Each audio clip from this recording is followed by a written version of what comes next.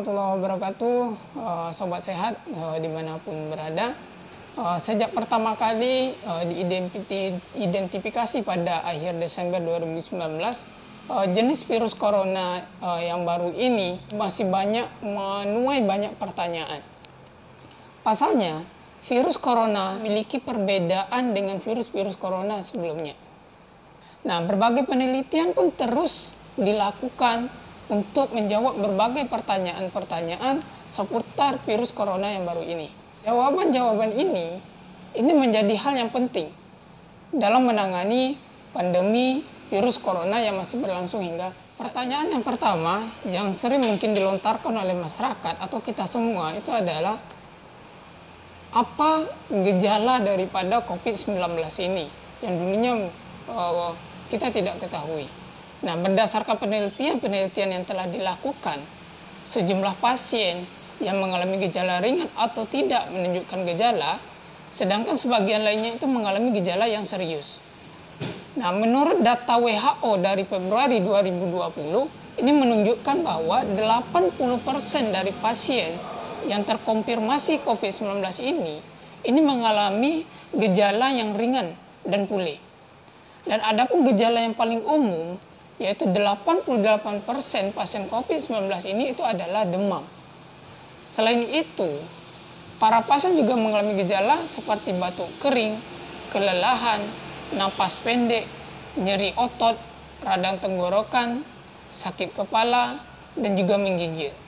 Sementara sebagian pasien juga mengalami muntah, juga hidung tersumbat, diare, hingga batuk darah. Nah, pertanyaan yang kedua, siapa saja yang berisiko terinfeksi COVID-19? Nah, pada dasarnya, semua kelompok usia dapat terpapar virus corona yang menyebabkan penyakit COVID-19 ini. Akan tetapi, yang memiliki resiko yang terbesar untuk mengalami kasus sakit yang parah adalah orang-orang yang berusia lebih tua dan orang yang memiliki riwayat penyakit-penyakit tertentu. Sementara menurut pusat kajian dari Pusat Pencegahan dan Pengendalian Penyakit atau di CDC, ini mengatakan bahwasanya kelompok yang paling berisiko mengalami gejala serius dari COVID-19 ini adalah orang dewasa yang berusia 65 tahun atau lebih dan orang yang memiliki riwayat paru-paru kronis atau penyakit jantung. Nah, orang-orang yang memiliki imunokompromis, yaitu seperti pada penderita HIV dan orang-orang dengan penyakit ginjal kronis yang mengalami dialisis, penderita penyakit hati juga termasuk di sini.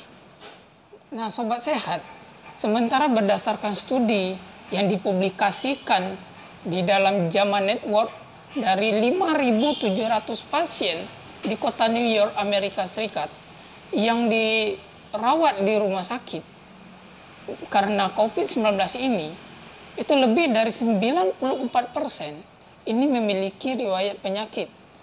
Nah, di antara itu adalah penyakit hipertensi, obesitas, diabetes, penyakit jantung, dan asma. Infeksi COVID-19 ini terjadi.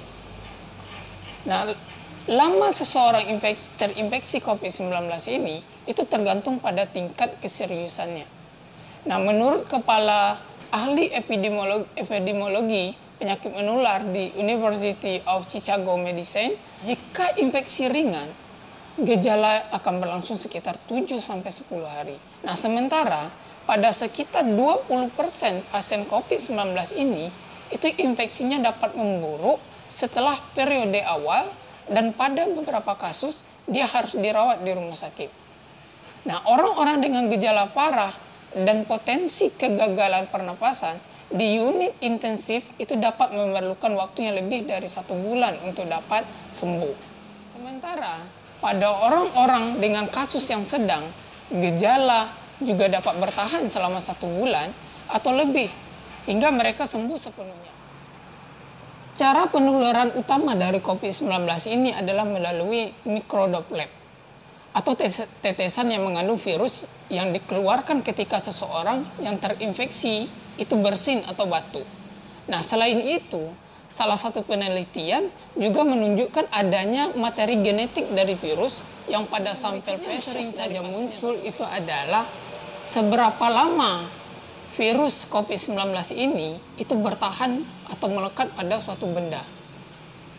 Nah, sebuah studi yang diterbitkan dalam New England Journal of Medicine ini menemukan bahwa virus corona baru ini dapat bertahan hingga 4 jam pada tembaga. Kemudian hingga 24 jam pada kardus dan 2-3 hari pada plastik dan stainless steel. Nah, studi lain juga yang diterbitkan oleh The Lancet juga menunjukkan bahwa virus ini dapat bertahan selama 3 jam. Dan pada cetakan dan pada kertas tisu, serta hingga 1 hari pada kayu ataupun kain. Nah, virus ini juga disebut dapat bertahan pada 3 hari di permukaan kaca dan uang kertas. Nah, sementara di bahan plastik dan stainless ini disebutkan dia dapat bertahan selama 6 hari. Jauh lebih lama dari studi yang diterbitkan oleh jurnal yang sebelumnya. Nah, terakhir yang ditemukan pula bahwa virus yang dapat berada di bagian muka masker bedah selama 7 hari. Bisakah seseorang yang sudah terinfeksi virus COVID-19 ini, apakah bisa terinfeksi kembali atau lebih dari 1 kali? Nah, beberapa laporan yang menyebutkan bahwa jumlah pasien COVID-19 di Cina, Jepang, dan Korea Selatan ini didiagnosis positif kembali setelah sebelumnya dinyatakan sembuh. Meskipun demikian, sebagian ahli itu mengatakan kemungkinan besar kondisi tersebut bukan infeksi ulang, akan tetapi dimungkinkan masih ada infeksi yang tersisa dan tidak terdeteksi oleh tes yang sebelumnya. Nah, para ahli pun mengatakan di sini respon antibodi tubuh ini dipicu oleh adanya virus. Artinya, setidaknya ada kekebalan jangka pendek dari pasien yang telah pulih dari COVID-19 ini. Namun, terbaru WHO memperingatkan bahwa orang yang sudah sembuh dari COVID-19 ini belum tentu kebal dari virus COVID lagi. Kepala Divisi Penyakit Menular di Rice University of Medical Center ini pernah mengatakan bahwa hingga saat ini belum ada yang mengetahui antibodi COVID-19 ini yang muncul setelah sembuh memberikan perlindungan seperti apa. Nah, apakah perlindungannya itu menyeluruh atau hanya parsial? Dan berapa lama antibodi itu bertahan masih belum diketahui sampai sekarang ini.